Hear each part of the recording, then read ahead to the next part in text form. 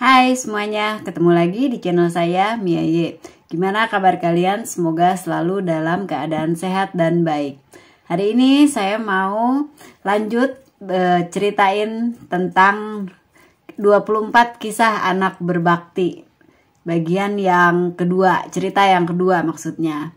Kayak apa sih ceritanya? Yuk kita ikutin terus ya.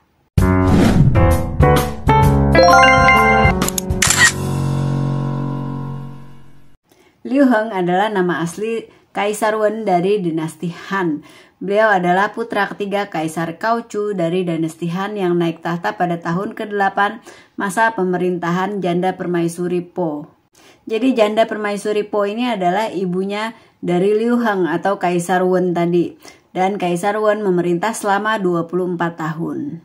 Selama masa pemerintahannya itu, Kaisar Wen menekankan pada tata kelola moral, menekankan juga pada etika, dan memperhatikan perkembangan pertanian.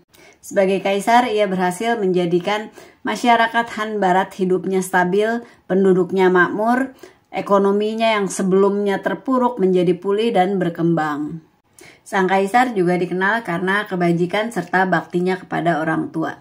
Jadi pernah selama 3 tahun ibu kaisar itu, yaitu Janda Permaisuri Po, sering sakit-sakitan. Dan selama sakitnya, kaisar sendiri yang merawat ibunya. Ia bahkan bisa sampai tidak tidur dan tidak sempat berganti pakaian saking tekunnya ia menjaga sang ibu. Bahkan obat yang dicicipi sang ibu baru akan diberikannya setelah ia mencicipinya sendiri lebih dulu. Sungguh bakti yang patut diacungi jempol.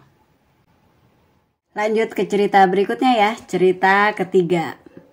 Cheng Shen adalah nama kehormatan dari Cheyu, seorang penduduk asli desa Lu yang hidup pada periode musim semi dan musim gugur. Ia adalah murid kesayangan Konfusius dan dikenal sebagai Cheng Ce karena baktinya kepada orang tua. Karena keluarganya adalah keluarga miskin, semasa mudanya Cheng Shen atau Cheng Ce ini sering pergi ke pegunungan untuk mengumpulkan kayu bakar. Suatu hari ketika Cheng Shen sedang mengumpulkan kayu bakar, tiba-tiba datang seorang tamu ke rumahnya. Sang ibu yang kebingungan menghadapi tamu tersebut lalu menggigit jarinya sehingga terjadilah semacam ikatan batin dengan sang anak. Cheng Shen saat itu juga merasa hatinya sakit dan ia tahu ibunya sedang memanggil dirinya. Karena itu ia bergegas mengumpulkan kayu bakarnya lalu cepat-cepat pulang. Sesampainya di rumah, Cheng Shen cepat-cepat menghampiri ibunya sambil berlutut. Ia kemudian bertanya, "Ibu, ada apa? Kau memanggilku pulang?" Lalu sang ibu menjawab, "Rumah kedatangan tamu dan aku bingung bagaimana harus menghadapinya. Jadi aku ingin kau segera kembali. Aku menggigit jariku berharap kau segera pulang."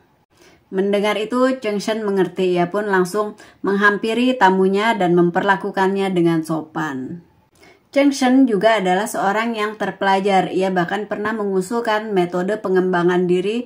Aku memeriksa diriku 3 kali sehari dan metode ini masuk dalam The Analect of Confucius. Konon ia juga ikut menuliskan teks-teks klasik Konfusianisme seperti The Great Learning dan The Book of Filial Piety. Di kemudian hari ia dikenal sebagai leluhur para orang suci. Nah, kalau begitu sekian dulu cerita singkat hari ini. Semoga suka, semoga bermanfaat. Terima kasih buat yang sudah menonton dan sudah selalu mendukung channel ini. Sampai ketemu lagi di video-video yang lainnya. Salam!